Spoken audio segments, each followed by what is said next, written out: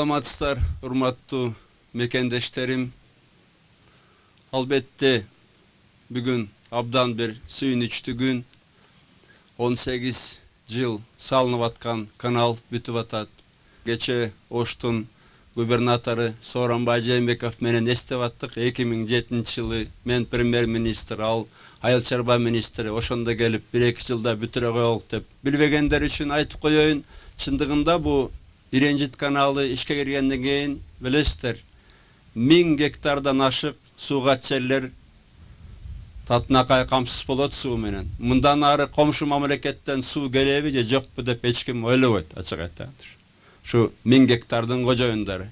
Бул чындыгында эгемендүүлүккө дагы бир кадам. Анткени эгемендүүлүк жанагы декларациялы эле биз эгемендүү мамлекет деп эле кыйкырганда болуп калбайт. Эгемендүүлүк эгерде мамлекетибиз башка бир мамлекеттерге, өзгөчө комшу мамлекеттерге көз каранды болбой алганды күнү, ошо күнү накта эгемендүүлүк келет. Азыр болсо көрүп атасыңар, мына кече деле Ошко барганым, Ош шаарынын активи менен, областтын активи менен жолукканым. Көйгөйлүү да маселелер көп. 2 айдан бери билесиздер, газ өчүрүлгөн комшулар тарабынан. Ошондуктан мен кече активди чогултуп, Ош областынын шаардын активин чогултуп ачык айттым. Газ ачык айтканда келбейт. Маселе башкада. Бир мисал келтирейин. Мисалы, азыр сүйлөшүүлөр жүргүзүп атабыз. Түркменистандан газ Кытайга барат. Биздин Чоңалайдан өтөт.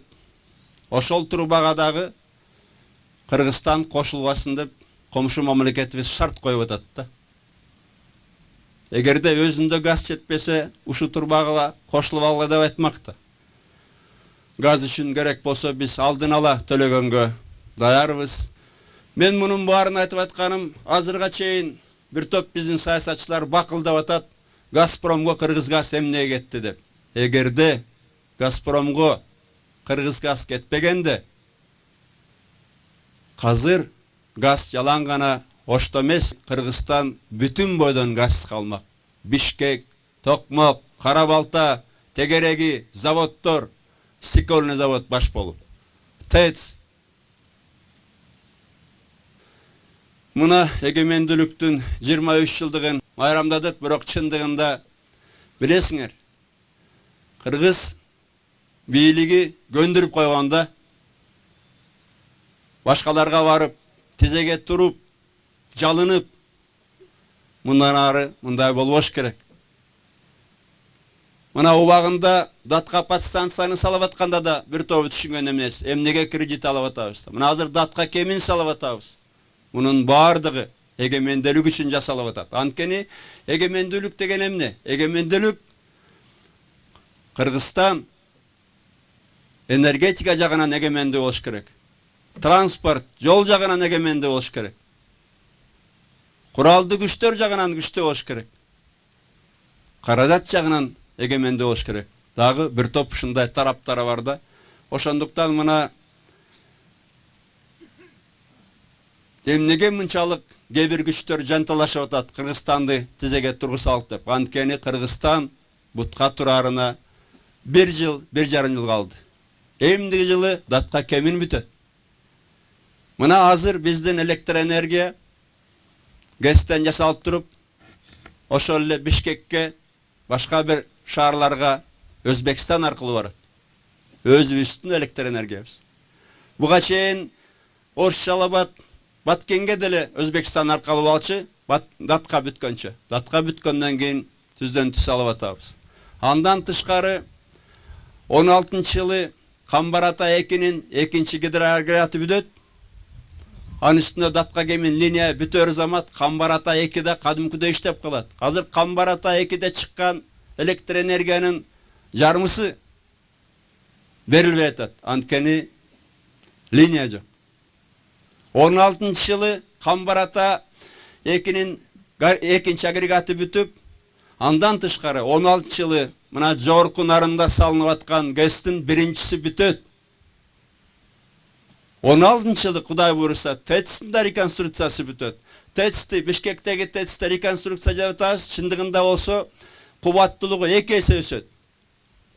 Бир ТЭЦ-тин ордуна чындыгында Бишкекке 2 ТЭЦ курулгандай болот. Ошондо гана Кудай буйруса энергетикалык эгемендүүлүк мына 1 жыл, 1,5 жылдан кийин эч кимден коркпой калабыз.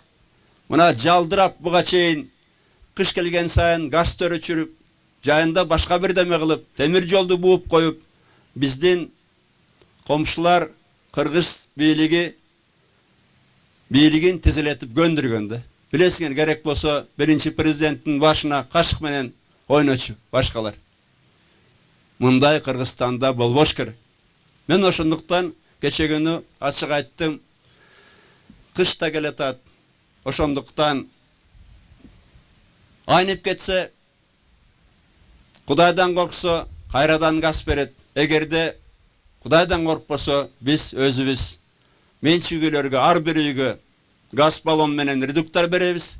Этаж үйлөргө газ баллон жакса болуп өткөн, аларга жанагы 2 конфоркалык электроплита алып беребиз. Мен ойлоп турам, кыргыз элибиз эгемендүүлүк үчүн чыдаш керек кебирди. Көкүрөктү окко тосуп өлгүлө деген жокмун да, бирок эгемендүүлүк үчүн кебирде чыдаш керек. Аны мамлекеттин эсебинен алып беребиз. Чындыгында 1 жылда, 1,5 жылда чечилет дегеним, биз Газпром менен сүйлөшкөнбүз. Мына эмнеге түндүккө газ келип атат Казакстандан? Казакстан Газпромдон Казакстандын түндүгү үчүн Россиядан жыл сайын 1 миллиард куб газ алат. Ошо 1 миллиард кубту бизге беребиз деди. Бизде азыр 300-400 миллион кетип атат болгону. 2-3 эсе көп газ алабыз. Ошо түндүктөн, Бишкектен же чындыгында айтканда таластан алып келебиз го газды түзөлө түштүккө. Бир трубаны тартып, экинчи бирөөгө көз каранды болуп, бирөөдөн сурагандай болбойбуз. Кышында келде өчүрүп коебу, жайында эмнени өчүрүп жаап коет деп, мындай болбойт. Кудай буйруса 1-2 жылдан кийин кайра кээ-бир комшулар бизге жалдырайт деп турам да. Бизге жалдырайт.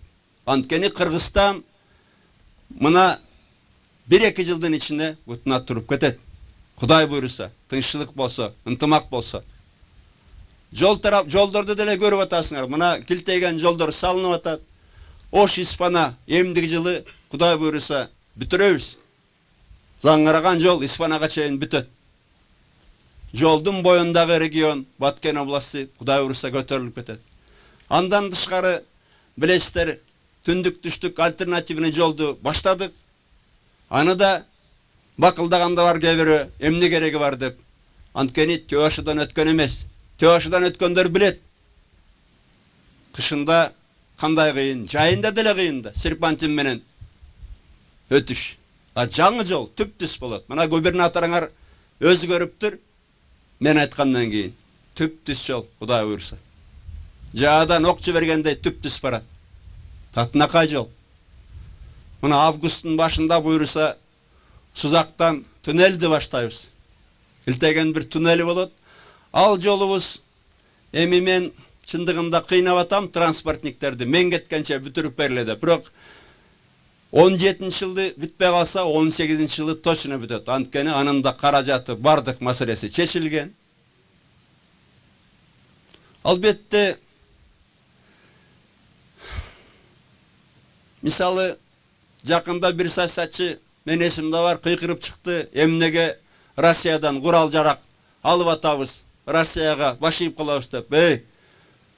Эгерде 23 жылдан бери өзүбүз армияга курал жарак алып бергенге жарабасак, анан бир мамлекет берип атса, опойтуп, эмне аскерибиз дагы эле курал жараксыз жүрсүнбү? Кудай сактады беле жүрөбүз, мындай болбош керек. Эмнеге армиянын реформаны мен баштадым? Анткени тынччылыкты кааласаң, согушка даярдан дейт да.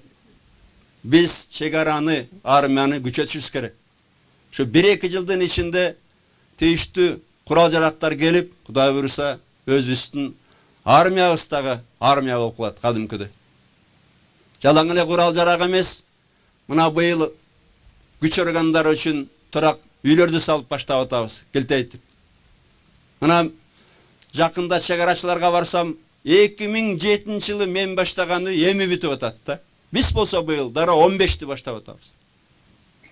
5 аташ үйлөрдөн 15-ти.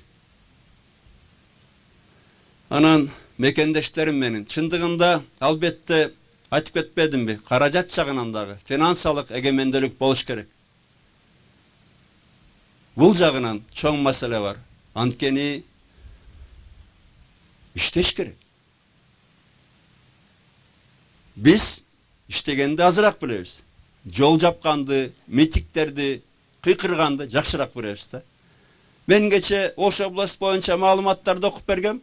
Мына Жалал Абад боюнча да бир-эки маалымат окуп берейин.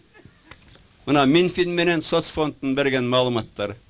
Жалал Абад области боюнча өз область чогулткан доходдор 13 жылы 3 миллиард 462 миллион, Бишкектен келген жардам 8 миллиард 252 миллион. Быйыл Жалал Абадта 3 миллиард 592 миллион сом чогулат. Бишкектен 8 миллиард 338 миллион сом жардамга келет. Пенсиялар боюнча өткөн жылы Жалал Абадта область боюнча 2 миллиард 339 миллион чогулган. Пенсияларга болсо 4 миллиард 761 миллион берилген. Быйыл область боюнча 5 айдын ичинде 935 миллион сом чогулуптур. Пенсияга болсо 2 миллиард 140 миллион сом берилиптир. Көрүп атасыңар. Бергенибизден алганыбыз Жалал Абад областында 2 эсе көп. Кыргызстандын мойнуна отурат область. Анан өзгөчө мына кече Алай боюнча сөз болду. Оштон актив менен. Алайда билесиңер, жол туралап атат. Сопу коргондуктар жолду 20 күндөн бери жаап, ошол тараптан келген груздардан бажыга, таможняга түшкөн төлөмдөр 20 күндө 80 миллион сомго азайды деп атат. Анан мен айттым, азыр келатып губернаторго, ошо Алай Сузактан үйрөндүгү деп. Билесиңер, өткөн жолу Сузак районундагы жолду жапкан барпылыктар. Мына Сузак району боюнча бир эле нерсе айтып берейин. Өткөн жылы Сузак районунда пенсия үчүн взностор, төлөмдөр 233 миллион сом төлөнгөн.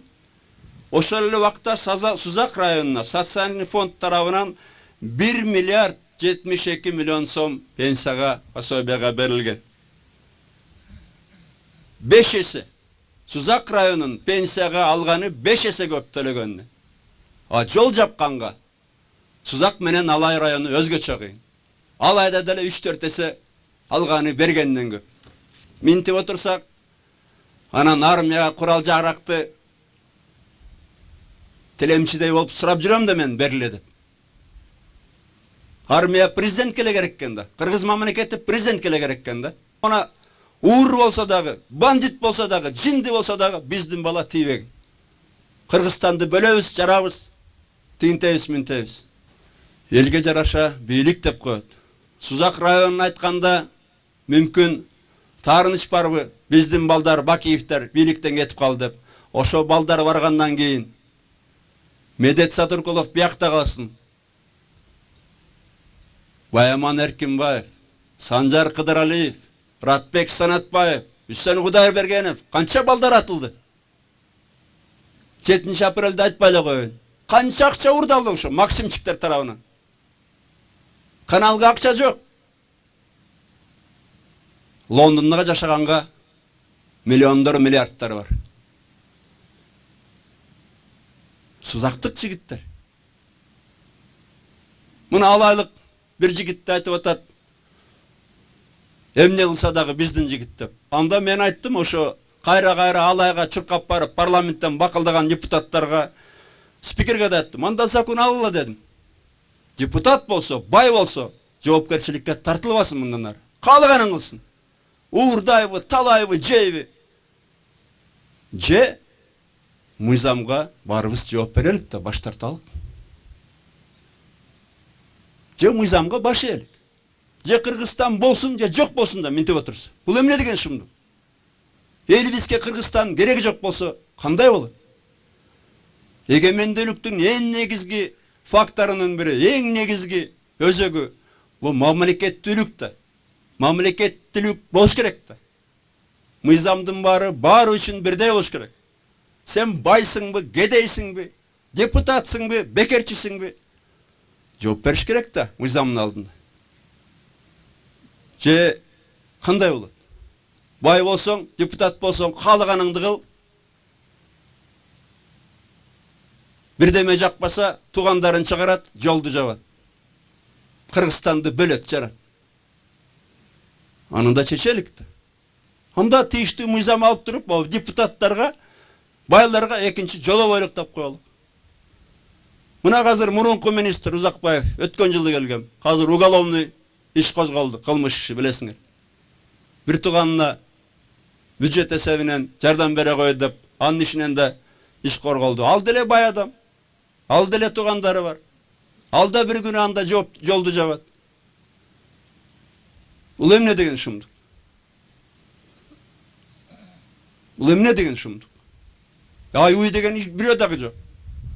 Аксакалдар, кемпирлер отурат, аталар апара отурат деп бийлеп атат. Мен ушу айтар элем, мына орозо келетат, ыйык орозо. Мусулман дегендер пайгамбарыбыздын хадистерин ачып карап көргүлө. Жолдо таш жатса, ташты алып койсоң, садакага барабар дейт. Пайгамбарыбыз айткан, жолдо таш жатса алып койсоң, садакага барабар. Жолго машине төгүлүп атпайбы таштар? Барпыда, Сопогоргондо. Бу мусулманбы же кафырбы төккөндөр? Кайсы бети менен азыр орозо тутат же Куран окуйт? Ошону кылгандар. Мен айтпасам ким айтат? Мен шайлоого барбайм, мына ачык айтайын. Мен айтпасам ким айтат? Мусулман деген адам жолго эч качан таш төкпөйт. Төксө, жолду жасайм деп төгөт. Көпүрө салам деп, жолду оңдойм деп. Урматтуу менин мекендештерим, ал оюндарды деле түшүнүп атабыз, анткени ушу Сопогоргондогу чал кемпирлер айла жокпу, алданып отурушат. Ошо милиция барып, албетте милициянын деле күчү жетет. Ошо таратканда бирөө өлүп калсын, же колу буту сынып калсын деп канды сагынган, канды эңсеген кузгундар бар да, кан төгүлгөн сайын чөнтөгүн толтургандар бар Кыргызстанда. Ошолорго жол беребизби? Токтотуш керек. Мунун баарын токтотуш керек. Мына кайрадан могул деле килтейген жол, жаңы жол. Ал деле Сузактан өтөт, ошол эле Барпыдан өтөт. Мен тилегеним эле бир нерсе дайым. Иман бер деп челбиз. Кудайдан корксо жанагындага барбайт да мындан арычы. Ошон үчүн орозо айында аксакалдар, молдолор ошо жок дегенде чал кемпирге түшүндүрүш керек да отургандарга, бул капырдын иши деп. Албетте, урматтуу менин мекендештерим, баары бир Кыргызстан бутка туруп кетет. Ит жүрө берет, кербен жүрө берет. Кыргызстан бутка туруп кетет. Биз бирөөлөргө көз каранды болбойбуз, Кудай буйруса. 1-2 жылдан кийин кайра башкалар бизди карап калат. Убагында свет келеби, убагында суу келеби, кандай дагы болот деп. Анткени биз кайсы жол менен барарды билебиз. Биздин газыбыз, нефтибиз жок болгону менен биздин азаттыкты, адилеттүүлүктү сүйгөн элибиз бар. Биздин элибиз ачкачылыкка чыдайт. Керек болсо газ плитанын ордунда электроплита жагат. Бирок адилеттүүлүк болсо элибиз түшүнөт, элибиз колдойт. Ошон үчүн мен коркпой, кече күнү да бүгүн деле ачык айтып атам. Ойлорум барын. Анткени элибиз, татынакай элибиз бар. Ошол деле газ буйруса Газпром жалаң эле труба эмес түндүк түштүк. Ошо Жалал-Абадтан Кудай буйруса газ тап беребиз деп атат. Мен да сурандым, жок дегенде ошо Жалал-Абад областына жеткенде бир газ тап берилди деп. Буйруса табабыз деп атат. Быйыл баштайт казып. Ошондуктан мага ишенип койгула. Эгерде биз бир эле маселе калды да, иман дегенди эстесек, Кудайдан корксок, уурларды ууру десек, акты ак деп, караны кара десек, башкача болот да. Анткени эң жаман нерсе ушу, эң кыйын нерсе эгемендүүлүктөн кийин бу бир нерсе болду. 91-жылдагы элита, жөнөкөй эл болобу, чоңдору болобу, уурулук жаман деп айтчу.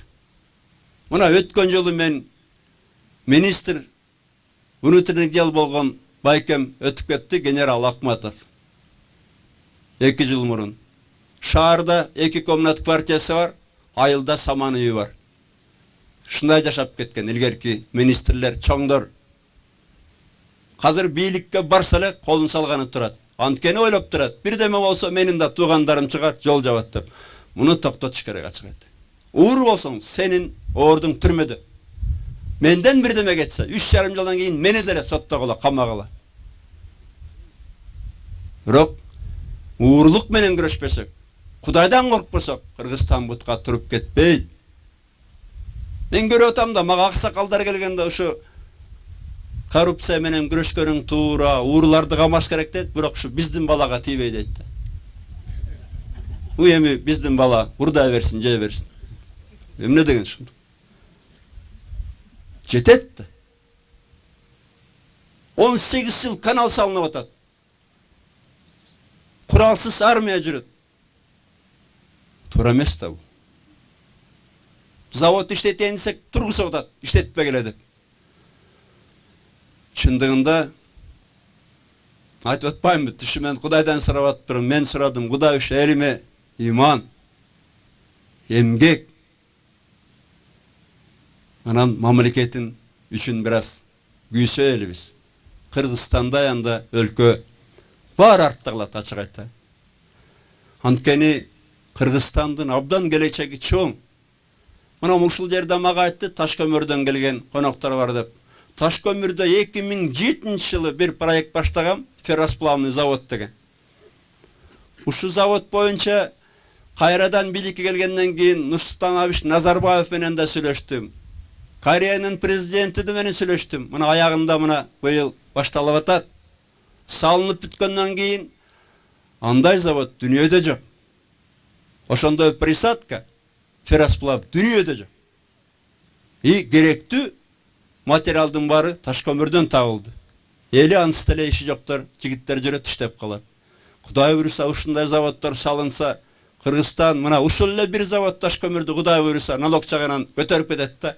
Мүмкүн областка да өкүртө берет налогторду. Ушундай заводдор, фабрикалар салынса, дыйкандарга каналдар берилсе, кредиттери берилсе, болду да. Мына бажы бирлигине эмнеге кирет элек тигүү деп, азыр билесиңер, кирбеш керек деп кыйкыргандар көп. Акчаны кайдан алганын билебиз. А бирок мындай да, урматтуу менин мекендештерим, бажы бирлигине кирсек, өткөн жылы декабрда билесиңер, Москвадан чогулганда Назарбаев, Путин, Лукашенконун көзүнчө айткан, Кыргызстандын шартын эске албасак, Кыргызстандын шартын кабыл албасаңар, өтпөйбүз деген, мына Кудайга шүгүр талашып, тартышып атып, аягында биздин койгон шарттарыбызга макул болду. 1 миллиард 200 миллион доллар Кыргызстанга берилет. 200 миллион доллары могу чегарага зым тартыш керек да. Аңдарын каш керек да. Заставаларды салыш керек. Анан кийин ошол эле айыл чарба тармактарына, ветеринарный лаборатория, бир топ нерсе, ошо 200 миллион долларын кетет. Андан тышкары жанагы 1 миллиард доллар бу элге кетет кредитке.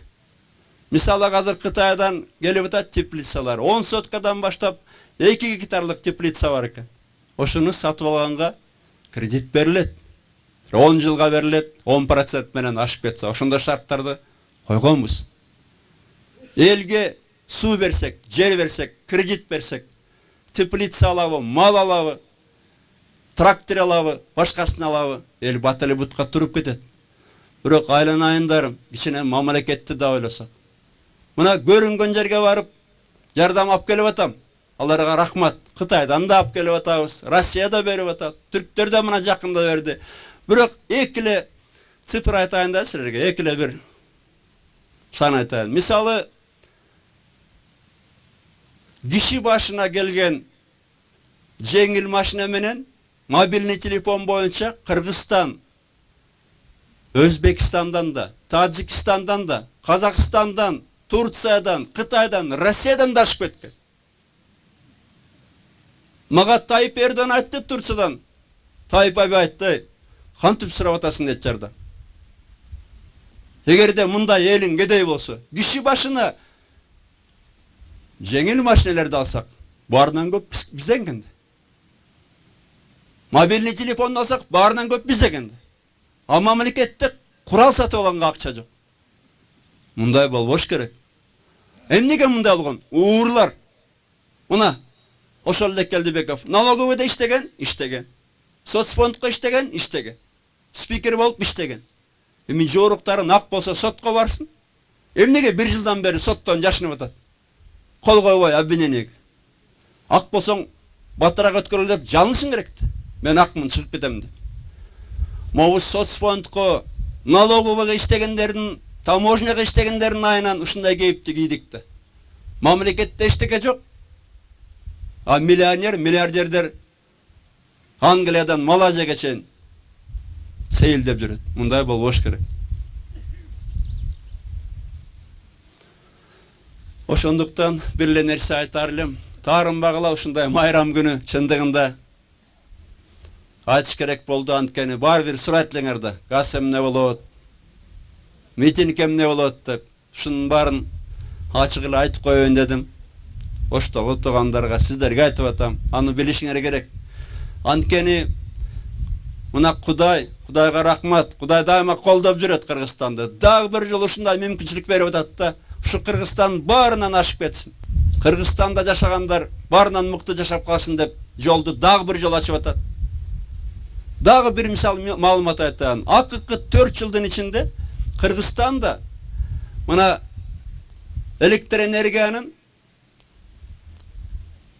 өндүрүлүшү жана сатылышы 1,5 эсе көбөйдү 4 жылда.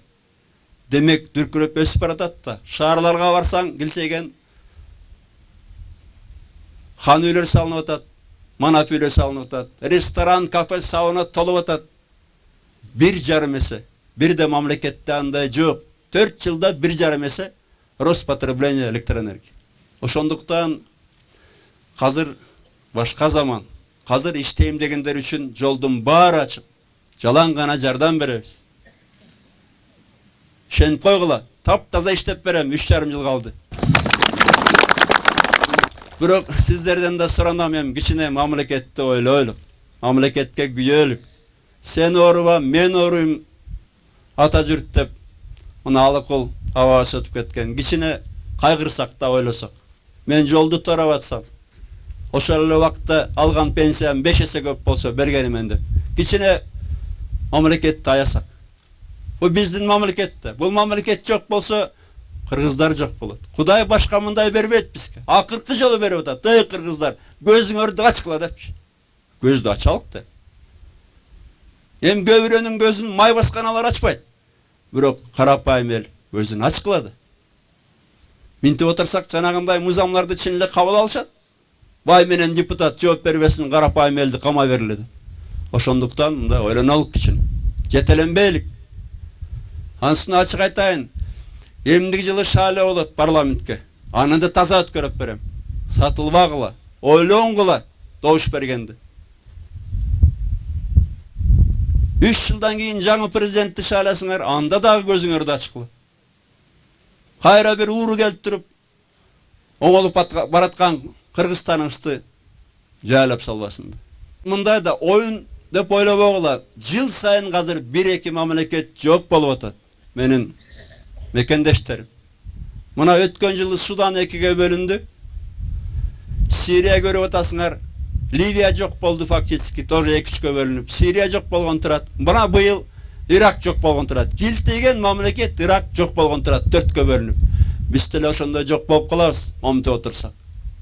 Мана сатабыз бекеринен айткан эмес да. Бөлүнбө Кыргыз, бөлүнбө.